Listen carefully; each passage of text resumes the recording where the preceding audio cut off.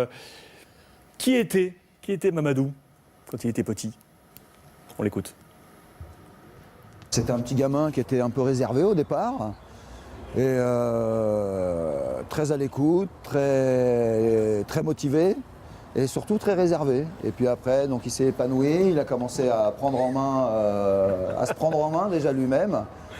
Donc Mamadou, en gros, c'est toujours en avance, toujours à proposer un coup de main, à m'aider à moi-même et mes adjoints à mettre le matériel en place sur le terrain, à gonfler les ballons, à se proposer. Et puis, il a commencé à prendre confiance, à devenir le patron, hein, parce que c'était le patron, c'était le protecteur. Et il était c'était pas son équipe, c'était sa famille. Quand il était deuxième année, il protégeait les premières années et il était vraiment, comment dire, moi, bon c'est une petite anecdote, hein, mais le Mamadou que j'avais, c'était mon adjoint.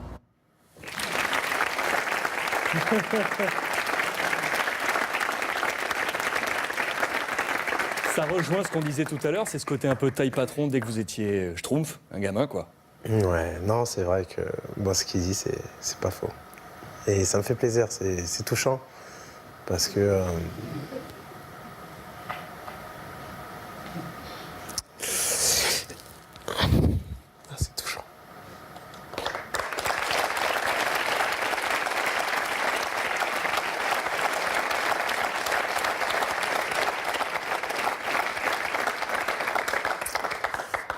Parce que c'est des personnes qui ont connu mon père. Et qui justement, mon père leur a donné beaucoup de confiance. Et voilà, il venait chez moi, il disait à mon père, écoutez, je vais bien m'occuper de votre fils, ne vous inquiétez pas au foot. Voilà, il sera bien et c'est vrai que... Non, ça me touche surtout de voir des photos quand je suis petit, ça me rappelle vraiment... Enfin, moi je suis quelqu'un, j'oublie jamais d'où je viens, mais... C'est beau, franchement c'est beau. Je suis super fier.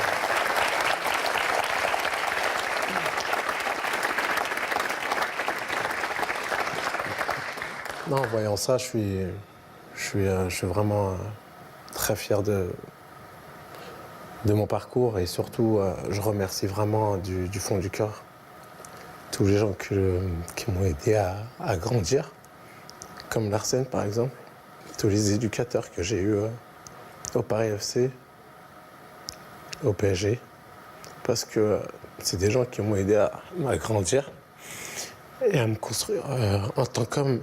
Parce que c'est vraiment une deuxième éducation que j'ai eue à côté de celle de ma famille. Et comme je vous le dis, sans ces personnes-là, j'aurais pas été l'homme que je suis aujourd'hui. Tout simplement.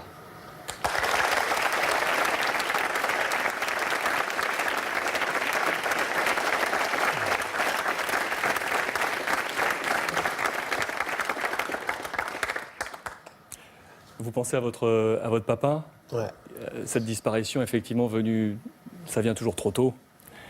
Mais bon, c'est la vie. Après, moi, c'est la seule chose qui Vous aviez me 12, fait 13 avoir ans les larmes comme 12, ça. 13 ans, donc, Mamadou, vous aviez? Ouais, j'avais 13 ans à l'époque. C'est l'année où vous signez au Paris Saint-Germain.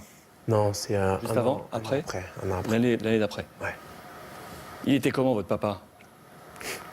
C'est pour ça que quand je suis venu faire mes adieux au parc et que les gens criaient Sako, j'ai eu les larmes. C'est la seule chose qui peut me faire pleurer en fait. Et vraiment, je me disais putain, ils sont en train d'acclamer mon père en fait. Donc d'où justement cette montée d'émotion. Et voilà, tout simplement.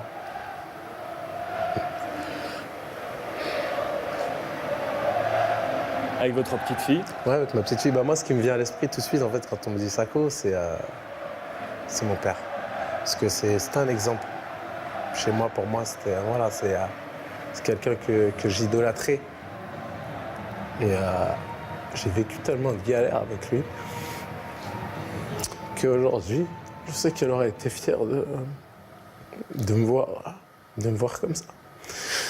Quand je vous dis des galères, c'est des choses que j'ai jamais osé en parler, non, à la télé, parce que je suis quelqu'un de fier.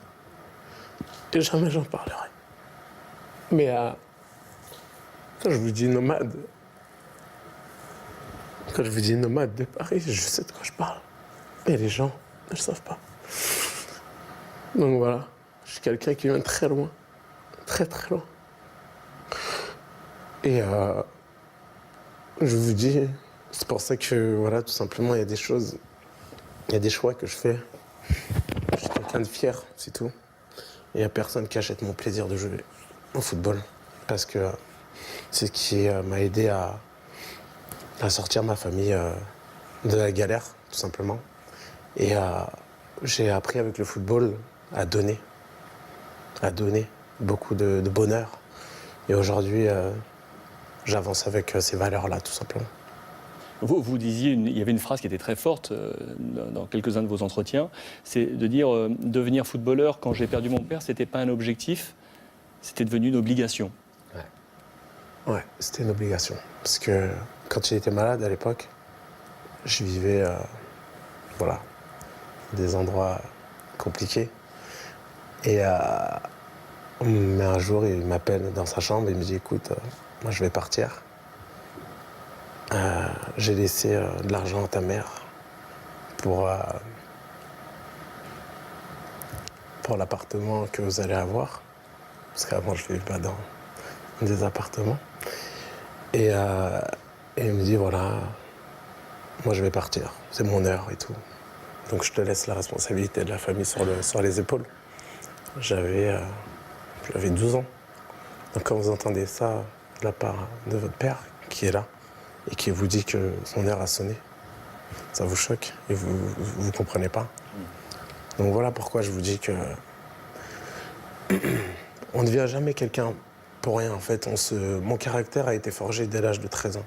Donc je savais où j'allais et j'étais toujours plus mature. Je l'admets parce que c'était comme ça. Quand j'étais jeune, à l'âge de 12-13 ans, j'étais avec mes potes, mais je voyais plus loin qu'eux en fait. J'étais déterminé à réussir et à aller au bout de mes objectifs.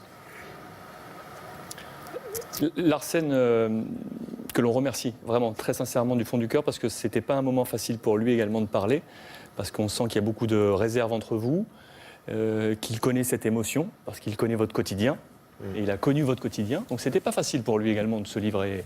Et vraiment, je le salue du fond du cœur. Il nous a en plus passé ces petites photos, on vous voit avec ce petit bonnet, j'adore. Ouais, on lui a également posé cette question sur effectivement là où vous habitiez, ce quartier, là où vous avez grandi. Écoutez ce petit passage. Quand on connaissait les conditions dans lesquelles il vivait, ça pouvait qu'attendrir, que nous attendrir encore plus, quoi, hein.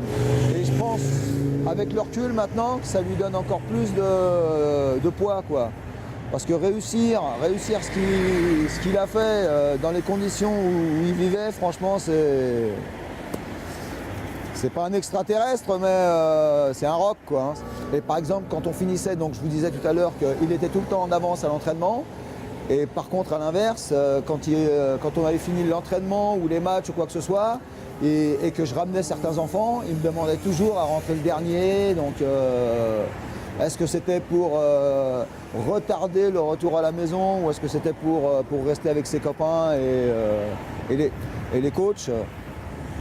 Après, la question peut se poser, hein, mais franchement, ça le rendait encore plus attachant, quoi.